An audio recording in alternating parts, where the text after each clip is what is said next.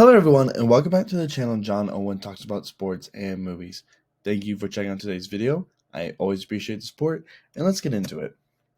So, today is the 2024 National Championship after two great, iconic semifinal games, with Washington's victory over Texas and Michigan's victory over Alabama.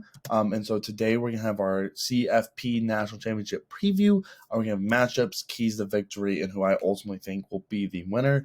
Make sure you guys like, comment, subscribe so you never miss out on any of the fun. Who do you think is going to win the game? What do you think is going to be important, etc. Without further ado, let's get into breaking down these teams. So we're going to start off first with Michigan. So Michigan comes in as the number one team. They've beaten Alabama in the Rose Bowl. A great game, overtime in an iconic venue. Absolutely incredible game. Now, Michigan has been, I would say, at the forefront of college football this entire season for, maybe not a lot of great reasons.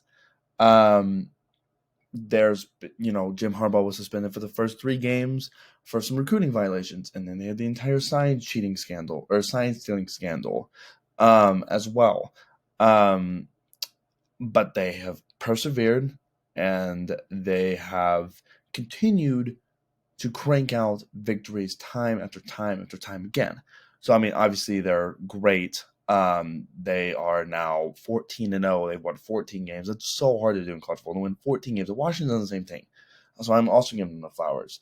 But Michigan is a very kind of traditional, smash mouth, hard hitting, physical type football team. So on offense, they're led by Blake Cornum, Donovan Edwards, Gallup or Gilly, I think is his last name, is the third running back who also gets on there. They've got a great line. They've got a great dominant running game. I mean, we've seen games this year where the running games completely take over. For example, in the second half versus Penn State, when they didn't throw a single pass and put that game away by just running the ball the entire game. That's stupid. That is absolutely incredible run game. And they've got that. And they were able to do that against Alabama. And so they've got a great running game. And then they've got J.J. McCarthy at quarterback, who, while not asked to do maybe a lot, has all the tools, is a really great play, has all the tools, is a playmaker, can make things happen on his own, and can do things that not the average quarterback can have. Certainly, he can do more than what an Austin McNamara could do when he was a starter there for their first year, kind of post-COVID for Michigan, which I've seen a radical transformation for them post-COVID. And they've got Roman Wilson at receiver, and so their offense is very run the ball, play action, let J.J. McCarthy create when he needs to, get the ball to Roman Wilson in key spots, and that's what kind of generates their offense. And then defensively, top to bottom, front seven all the way to the back end, they've got a great defense. Arguably the best defensive line in the country.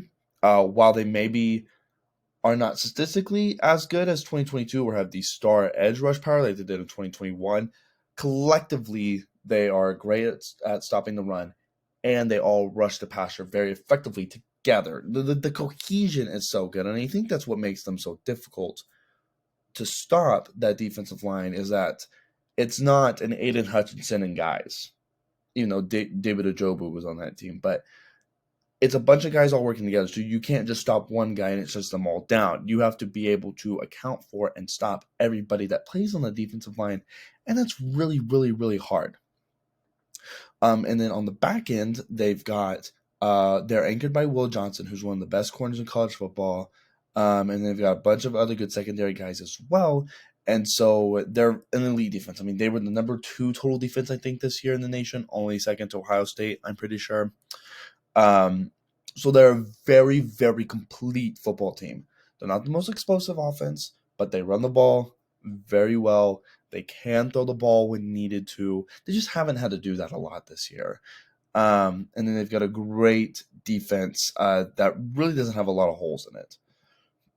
So how they've gotten here is they won the Big Ten, they beat Iowa, and then they beat Bama in that Rose Bowl game, which was just an awesome game. Oh my God, just an incredible game. But that's how kind of Michigan's gotten here. All right, now we're going to move to the team out west, the Washington Huskies. So for Washington, it's all about the offense.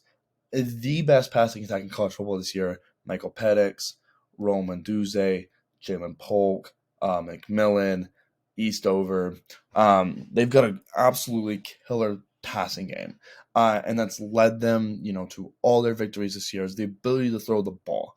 Michael Penix put on an absolute masterclass in the semifinal game in the Sugar Bowl against Texas. And that's what he's been doing all year. He's been slinging the rock all over the field. They can throw it deep, medium, short, play action, and all of the passing concepts are in their wheelhouse. That's why Romo Dunze is going to be a first round pick, and Michael Penix is going to be a first round pick. So that's why they got a lot of first round picks on this offense. Really, just quite elite throwing the ball. And they've been able to run the ball effectively with Dillon Johnson, even though I'm not sure how healthy he's going to be for the championship game. But they are just so incredible throwing the ball. And I know I keep harping on that, but if you've watched them play, you know and seen what I'm talking about. Probably one of the best passing attacks in maybe, like a couple seasons, I would say. I would say 20 Bama was probably better than them. But I can't really think of a team in 21 or 22 that was better than them throwing the ball. So, the best passing game we've seen in a couple seasons. But a really incredibly fun team to watch. Now, defensively, I was watching Joe Klatt show the other day, and I think he said they were 66th in total defense, which would make them no, they were lower than that, I think, actually. I think they might be in the 90s. Maybe not. I can't remember. But they are much lower than they would be easily the lowest CFP champion on defense. They're just not great. They're just which is why I picked UT to beat them initially, is because I figured UT could exploit their passing their passing defense deficiencies. And they did. They did to a good and an extent, not as well as I thought they were going to, but I think it may have overvalued UT a little bit. But they're just not great on defense. They're just not. That's just the truth. But their offense has been so good, it's been able to overcome how average, putting that nicely, they've been on defense. So their path to get here, so they won the Pac-12, they beat Oregon twice, they ran a gauntlet of a Pac-12 schedule. This year the Pac-12 has been the best conference in football. And they swept through it. Obviously, they're undefeated. They're 14-0 coming into this game, just like Michigan is. And then they beat UT in a really great Sugar Bowl as well. A really great, iconic game as well. Two really great semifinals games we had this year. You can't really ask for much more than that. I'm going to assume that we're going to continue to get that type of excellent play in the national championship game as well. But that's how they got here too. So now we're going to move to keys of the game. So I think the main thing is that it's going to be who's able to establish their style of play more effectively, because they're very different teams. Like I said, Michigan is a very kind of traditional, hard mouth, smash mouth, hard physical smash mouth football team, as opposed to Washington is kind of the new age, hyper explosive team that's driven by their offense. And so it's kind of this battle of wills. Who is going to be able to establish their style of play? And I honestly think there's a pretty equal chance. I won't be equally surprised. I won't be surprised how this game turns out either way. Whoever wins, I won't be surprised. Whoever is able to establish control more, I also won't be surprised by that. Excuse me. Because these teams have been able to establish control of games and play to their style of ball all year. That's why they're 14-0. Washington's been able to throw the ball whenever they want. Michigan's been able to run the ball and play great defense, whenever they wanted to. This entire year. So I think it's going to be really, really interesting how they're able to. Washington wants as many possessions as possible. Give me the ball, give me the ball, give me the ball, give me the ball. While Michigan's going to be trying to limit their possessions. So, it's not like we've got 19 LSU versus 20 Bama going into this game, where it's two all-time great offenses and we're just going to sling it out. We're just going to shoot it out. Or, it's the 2000 Ravens versus the 02 Bucks, where we're going to be an absolute slugfest. No, we've got a really great, like I said, a really great passing game, really explosive team versus a very traditional football team. And so who's going to be able to establish that will is going to, I think ultimately who's going to turn into this game. So as far as offense versus defense, specific matchups, I think the Michigan line, I think a thing they're going to have to do is be able to contain Michael Penix's mobility. They got, they turned, I think, 14 pressures into 6 sacks against Alabama. So it was the UT who got 16 on Michael Penix, but only turned one of those into sacks. And so I think, Michigan is going to have to kind of turn in that type of performance if they want to win, and, carry over their performance in the Rose Bowl if they want to win. Just because Michael Penix, while he's not as mobile as he used to be, I mean, if you've watched him at all, he can still create by himself if needed when necessary. So I think that is going to be able to that the ability to contain his mobility, make him uncomfortable. If you sit there and you let Michael Penix just, I'm gonna use my left hand actually, just dice you up all day, you're not gonna have a shot. You're gonna have to get in his face. You're gonna have to make him throw off his back foot, because when he steps up and he just drives it, you've got no shot. But if you can get in his face, he's got to throw off his back foot. He's got to throw a little bit on the move. Make him uncomfortable. You're gonna have to evenly collapse the pocket at once, because UT would get some pressure on the edges, but then they would leave the pocket up so Michael Penix could step up, kind of dart out of there, or he throw it over the top like he did several times. I think on one of his touchdowns he kind of slipped like that, held him up, stepped up, and then threw a dot for a touchdown. And so it's gonna have to be about evenly collapsing the pocket at once is what's going to be really important for Michigan on the defensive line whenever they're rushing the passer. And I think with Michigan, as far as the secondary, you're just going to have to bend, don't break. If you look at the stats of whenever Michigan has played Ohio State, the past couple of years, last year, whenever it was CJ Stroud's last game, CJ Stroud had 300 plus yards, 2 touchdowns, Jackson Smith-Njigba and Garrett Wilson, or not Garrett Wilson, I apologize. CJ Stroud and the receivers had a really fantastic game. And Michigan still was able to hold on to that win. I think they're going to have to do something here. Because if you look at what Washington has in the passing game, I've already mentioned it. Penix, Odunze, McMillan, Polk, Eastover. And then they've got that other good tight end. I can't remember his name, but he's solid. He's solid too. You're not going to be able to full throttle to stop them. You're not going to. I think it's going to be interesting to see if Will Johnson follows Rome Odunze or not. We'll see. I don't know if he will or not. But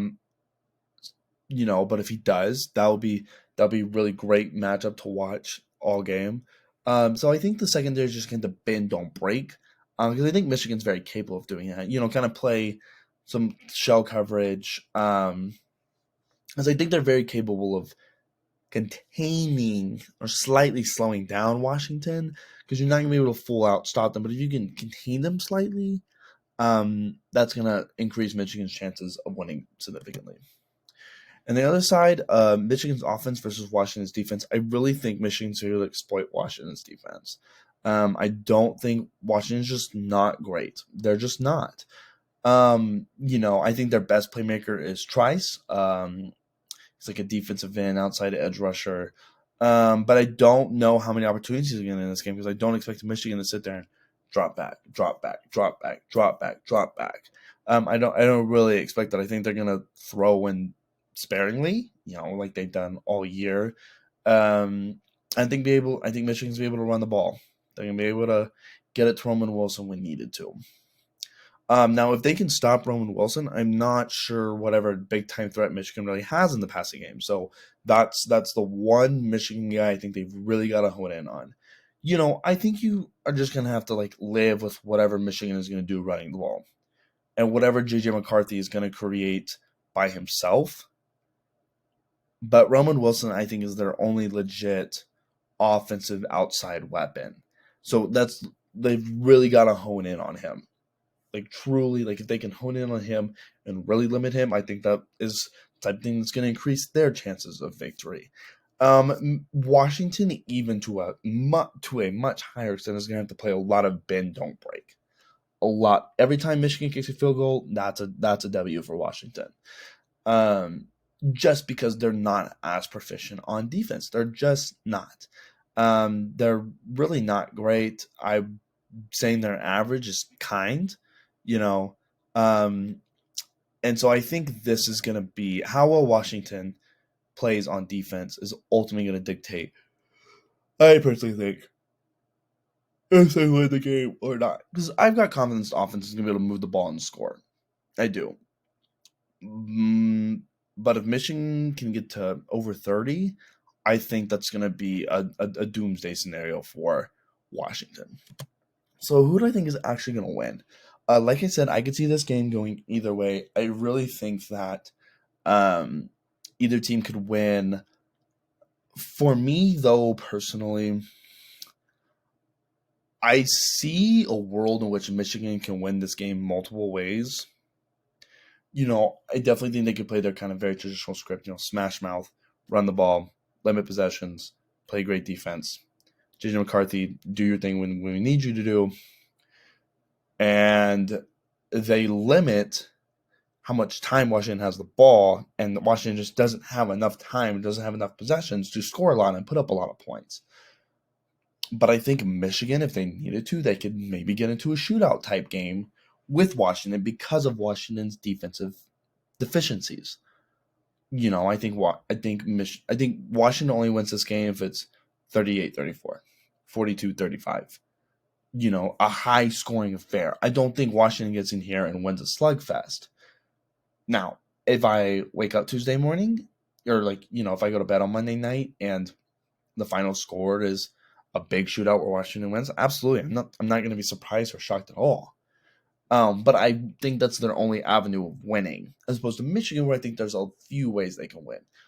So just because I feel more confident in Michigan's ability to win multiple ways, I am going to pick the Wolverines. They were my preseason pick. I know I didn't pick them in the playoff, my little other playoff video, but I do think they're going to go ahead and win this game just because they can play multiple ways to victory, as opposed to Washington, who I really think is just a one trick pony is kind of demeaning. But in this instant, it works. I feel like Washington's got one gear, as opposed to Michigan's got multiple gears and multiple avenues. But I think it's going to be a great game. I think it's going to be close. I think they'll go ahead and win 35-30. I think Washington's going to score 35 to win. And I think Michigan will just do just enough on defense and score just enough to where they go ahead and they capture their first national title since 97. I'm pretty sure it's 97 when Charles won the Heisman. Or not, yes. Since the 90s. A very long time. Since before I was born. So thank you guys for watching today's video. Like always, I always appreciate your support. Make sure you like, comment, subscribe so you never miss out on any of the fun. Check out all the link content above as well. Have a great day, and thank you.